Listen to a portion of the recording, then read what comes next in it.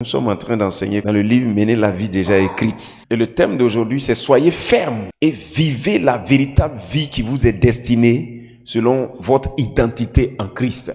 Lorsque vous avez cru en Jésus-Christ, vous devenez un autre type d'homme. Vous ne restez pas comme un humain naturel. Pourquoi? Parce que vous recevez l'esprit qui vous régénère pour vous rendre un homme nouveau. Donc cet homme nouveau que vous devenez, c'est celui que Dieu voulait quand il a créé Adam. Est-ce qu'on appelle l'homme selon le cœur de Dieu? L'homme selon le cœur de Dieu, c'est un type d'homme. L'homme qu'il voulait. Cet homme-là est à l'image de son fils unique. Donc l'homme qui satisfait le cœur de Dieu, l'homme selon le cœur de Dieu, c'est son fils unique qui est avec lui dans le ciel. C'est celui qui est appelé le premier-né de toute la création. Of all creation. C'est celui-là en qui, par qui et pour qui toutes choses ont été faites. Colossiens 1, verset 15 jusqu'au verset 16. Donc c'est son fils unique là qu'il a voulu reproduire en faisant Adam. Donc Adam est l'image ou la reproduction parfaite du fils unique de Dieu qui est dans le ciel. Donc cet homme qui est Adam là, il est la reproduction du fils unique de Dieu of the unique Son of God, qui est l'homme selon Dieu. Donc le rêve de Dieu en faisant Adam, by creating Adam, c'est que au-delà de l'apparence, apparemment les deux se ressemblent. Mais Dieu voulait que Adam ait la même attitude que son fils unique qui est dans le ciel. Donc c'est pour ce Adam des rêves là que le plan de la vie sur terre a été tracé. Donc ce plan de vie là se présente sous 4 aspects. Premièrement, l'identité du fils de Dieu. Et le plan a été fait pour le fils, un fils de Dieu, Adam, fils de Dieu. Dieu a prévu qu'il soit comme son fils. Dieu a prévu également son héritage en tant que fils. Dieu a préparé des choses pour lui dont il allait profiter. That he will enjoy en vivant pour Dieu, by living for en God, vivant pour son père, by living for his father. Donc l'héritage dont il allait profiter, c'est toute la création. La troisième chose, the third thing, sa conduite. His behavior, sa conduite, his conduct, c'est-à-dire ce qu'il ferait ou ce qu'il ne ferait pas.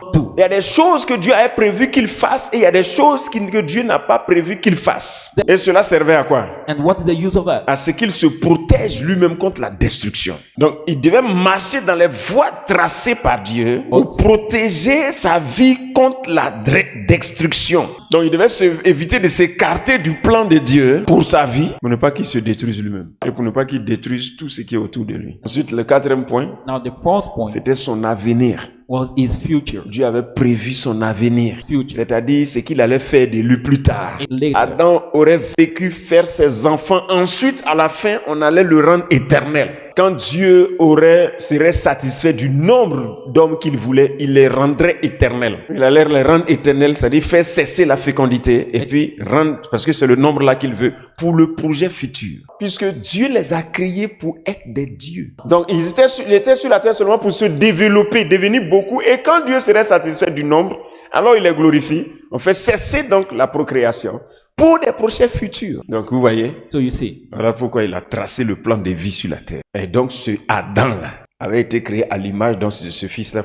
On a tracé tout ça pour lui. Tout ce plan-là, tout ce plan de vie, all that plan of life, d'Adam sur la terre, of Adam on earth, avec ces 4 aspects-là, qui a été rendu vain à la désobéissance d'Adam. Alors, qu'est-ce qui s'est passé? Therefore, what happened? Premièrement, il a perdu son identité de fils. Il n'est plus à l'image de Dieu. Deuxièmement, il a perdu son héritage en se soumettant au diable qui a reçu d'Adam la domination sur la terre, où le diable maintenant peut disposer de l'héritage d'Adam comme il veut. Luc chapitre 4, verset 6. Il lui dit, je te donnerai toute cette puissance et la gloire de ces royaumes, car elle m'a été donnée et je la donne à qui je veux. C'est le diable qui parle comme ça. Troisième chose qui avait été prévue pour lui, la sagesse selon laquelle il devait se conformer ou bien les interdits, tout ça maintenant tout est à l'eau. Et Adam se conduit désormais selon la sagesse corrompue. Pour n'avoir pas voulu croire en Dieu, il a été livré à une manière de vivre qui le détruit à petit feu. Et il revendique même.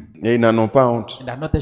Ils appellent ça liberté. Donc voici ce que Adam a fait de lui-même. Il ne s'interdit rien parce qu'il n'a pas quelqu'un pour lui dire non, ça là on fait pas.